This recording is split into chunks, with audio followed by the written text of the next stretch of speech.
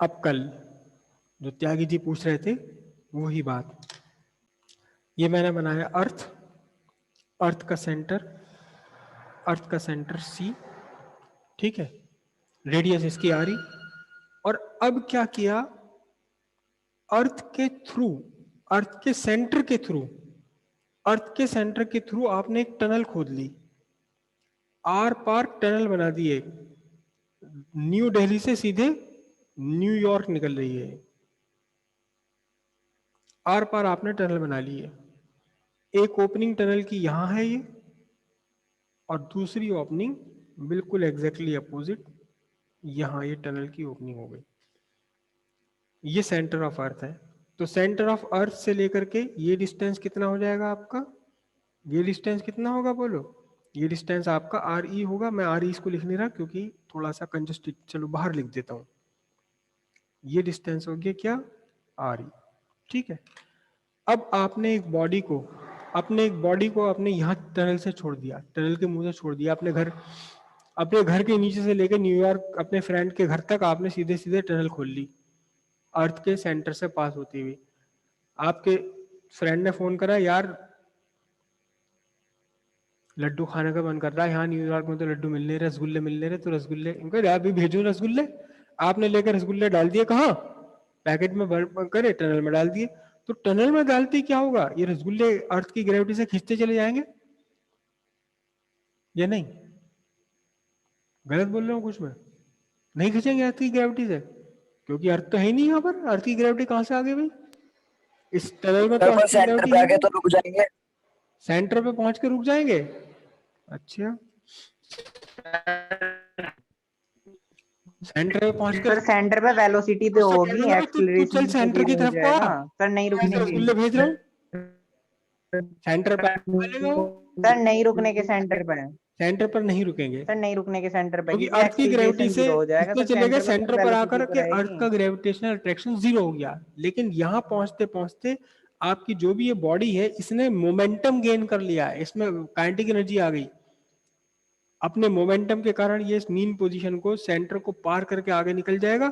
अब इसकी स्पीड लगातार घटती चली जाएगी क्योंकि अर्थ का ग्रेविटेशन इसे खींच रहा है वापस सेंटर की तरफ। तो घटते घटते बिल्कुल वहीं पहुंच जाएगा दूसरे किनारे पर, बशर्ते कि कहीं कोई फ्रिक्शन या दूसरे डेसिपेटिंग फोर्स इसमें ना लग रही हो, तो सीधे दूसरी तरफ पहुंच जाएगा ये, ठीक है। एनीवे, तो अब हम कंसीडर करते हैं कि यहां है ये बीच रास्ते में, अभी बीच रास्ते में है, और कितना डिस्टेंस पर है, ये अभी y डिस्टेंस पर है। कितने डिस्टेंस पर है, y डिस्टेंस पर है, कहां से, सेंटर से, क्लियर। तो इस पर एक फोर्स लग रही होगी अंदर की तरफ, सेंटर की तरफ लगातार फोर्स लगेगी। ये फोर्स कितनी है, इस फोर्स को मैं बाहर लिख रहा हूं, F is equal to M G dash, not M G, क्योंकि जब आप अर्थ के अंदर हो, जब आप अर्थ के अंदर हो तो आपको पूरी की पूरी अर्थ आपको अट्रैक्ट नहीं कर रही, ये पहले हम ग्रेविटेशन में बात कर चुके हैं, पूरी की पूरी अर्थ आपको अट्रैक्ट नहीं कर रही, केवल अर्थ का वो पार्ट अट्रैक्ट कर रहा है जो आपके पैरों के नीचे है, अर्थ का केवल वो पार्ट अट्रैक्ट कर रहा है आपको जो आपके पैर के नीचे है, केवल ये वाला स्फीयर। तो इसलिए जब आप सरफेस पर हैं तो mg, और सरफेस से अंदर हैं तो mg डैश होगा। g डैश क्या है यहां पर, g डैश है आपका, g डैश क्या है, g dash is equals to acceleration due to gravity at depth. कितनी है डेप्थ इस टाइम, देखना जरा ध्यान से, अर्थ की सरफेस से कितनी डेप्थ है, आर ई माइनस वाई, कितनी डेप्थ पर है ये, R E minus Y depth पर है, समझ रहे हो। अगर सेंटर से मैंने डिस्टेंस y ले रखी है तो सरफेस से इसकी कितनी डेप्थ होगी, कितनी गहराई पर है ये, R E minus Y, this is the depth. तो उस डेप्थ पर जो भी अर्थ का ग्रेविटेशनल एक्सेलरेशन है वो जी डैश यहां लिखा जाएगा, ठीक है।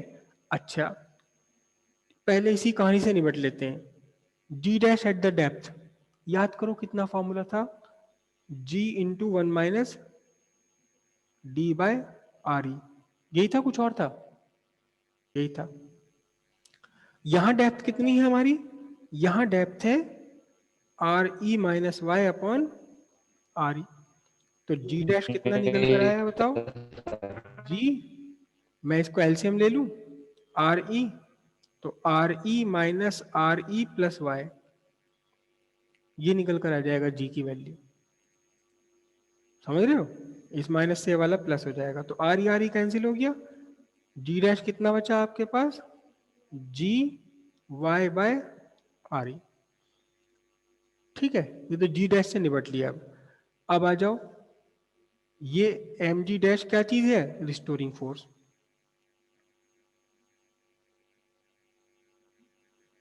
रिस्टोरिंग फोर्स कितनी है बोलो? Minus M G dash. Minus क्यों ले रहा हूं मैं? देखो ध्यान से, y मैंने मेजर करा है सेंटर से दूर की तरफ, प्लस में लिया है, तो जो सेंटर की तरफ है उसे मुझे माइनस में लेना पड़ेगा। रिस्टोरिंग फोर्स ये हो गई। एक्सेलरेशन कितना हुआ? Restoring force upon mass minus M G dash upon M. तो एक्सेलरेशन ए कितना हुआ? Minus G dash. तो अब सिंपल सी बात है, एक्सेलरेशन कितना हो गया? माइनस में जी डैश। तो ये फाइंड कर ही लिया आपने पहले, जी डैश कितना फाइंड कर लिया? G Y by R E. तो अब क्या बना? ये एक्सेलरेशन आ गया। Since G and R E are constant, hence acceleration directly proportional to minus Y. Y के प्रोपोर्शनल भी, अपोजिट डायरेक्शन में भी, हेंस क्या लिखेंगे हम? Motion of body is simple harmonic motion. Motion of body simple harmonic motion. जब ये simple harmonic motion decide हो गया, तो सिंपल हार्मोनिक मोशन का फॉर्मूला लगा। सिंपल हार्मोनिक मोशन में एक्सेलरेशन कितना होता है? Minus omega square Y. तो ये भी एक्सेलरेशन है और ये भी एक्सेलरेशन है, सिंपल हार्मोनिक मोशन की है। तो कितना बना? Minus omega square Y equals minus G Y by R E. Y cancel हो गया, बचा आपके पास क्या? G by R E. और यहां सारी की सारी, चलो फिर कर लेते हैं खेल, जी बाय आर ई, इसे लिखा आपने 2 pi by capital T square root G by R E. तो यहां से आपका कैपिटल टी कितना बनेगा? Square root R E by G into 2 pi second. फिर से वही टाइम पीरियड आ गया जितना पहले आया था। तो क्या लिखेंगे हम? Substituting standard values t equals 84.6 minutes. Minute, second नहीं है, मिनट है ये। मतलब क्या हुआ? अगर आपने बॉडी को यहां से छोड़ दिया तो बॉडी सेंटर तक जाएगी, फिर यहाँ जाएगी, फिर वापस आने में आपको कितना टाइम लगेगा? 84.6 मिनट। या अगर सेंटर से आप काउंट करना शुरू कर दो तो पूरा एक ऑसिलेशन करने में 84.6 मिनट्स लगेंगे। तो आपसे लेकर न्यूयॉर्क वाले फ्रेंड तक पहुंचने में कितना टाइम लगेगा? 84.6 मिनट का आधा। आधा रास्ता हो गया ना, इसमें तो आना जाना दोनों शामिल है। कितना बैठेगा? 42.3 मिनट। बस आपने यहां से रसगुल्ले छोड़े और उससे कहे भाई तू तैयार हो, इतने नहावा कर रेडी हो जा, रसगुल्ले पहुंच रहे। 42.3 मिनट्स के बाद उसे रसगुल्ले यहां मिल जाएंगे सीधे, बिना किसी, बिना कोई अपोजिंग फोर्स ना हो। अपोजिंग फोर्स को तो हम खत्म कर देंगे यहाँ से। तो सिंपल सी बात यह है कि ना ट्रेन लेनी है ना फ्लाइट लेनी है। अब फ्लाइट में भी न्यूयॉर्क पहुंचने में 10-12 घंटे लग जाते हैं फ्लाइट से भी, मगर रसगुल्ले पहुंचने में कितना टाइम लगेगा? कुल 42.3 मिनट्स। कितनी बढ़िया बात है ना? बहुत फास्ट सर्विस हो जाएगी ये। अच्छा, कभी ऐसा हो कि भाई यहाँ पर फंक्शन हो रहा है, भाई की शादी है, दोस्त को भाई आना जरूर है तुझे शादी में, कोई दिक्कत नहीं है, अभी आ रहा हूँ, यहां से अपना कूदा, बस तू पकड़ वहां खड़ा रहे मुझे पकड़ने के लिए। जैसे वो है आपने पकड़ के हाथ उसका बाहर निकाल लिया, भाई शादी में आ गए। सही रहेगा ना हिसाब? तो मैं तो कई बार से सोच चुका मैं कि मैं हिसाब लगा लूं, ऐसे अपना परमिशन ले लूं सारी देशों की गवर्नमेंट से, एक टनल बना लूं यहाँ से वहां तक की, अपना बढ़िया बिजनेस रहेगा। जिसे पहुंचाना हो चल भी चल टनल में, है ना? कुर्सी पे बैठा देंगे उसे एक बढ़िया सा कैप्सूल में, चल उधर, फिर बिना किसी फ्यूल का तो खर्चा होना ही नहीं, बस एक बार टनल का खर्चा होना है यहाँ केवल। फ्यूल तो इसमें कुछ लगना ही नहीं, ये तो अर्थ की ग्रेविटेशन अपने आप काम कर लेगा। तो सर प्रैक्टिकली एयर हाँ, का ये बात जरूर है भाई, अगर आप दोस्त यहाँ से कूदा इसके अंदर टनल में और आपने उसे हाथ पकड़ के खींचा नहीं, तो फिर तो वापस चले जाएगा। तो और अगर वापस भी उसे किसी ने नहीं एयर खींचा तो फिर वो तो सर अनंत एयर का काल तक रेजिस्टेंस पागल हो भी तो, जाएगा, ये ऑसिलेशन करता रहेगा फिर वो। सर प्रैक्टिकली एयर का रेजिस्टेंस भी तो होएगा, वैक्यूम तो होगी नहीं है। रिस्क वाला क्यों काम है? अरे नहीं भाई, फोन करो, चल भी चल कूद उधर से, यहाँ खड़े हो जाओ, रिस्क की कोई बात ही नहीं है इसके अंदर।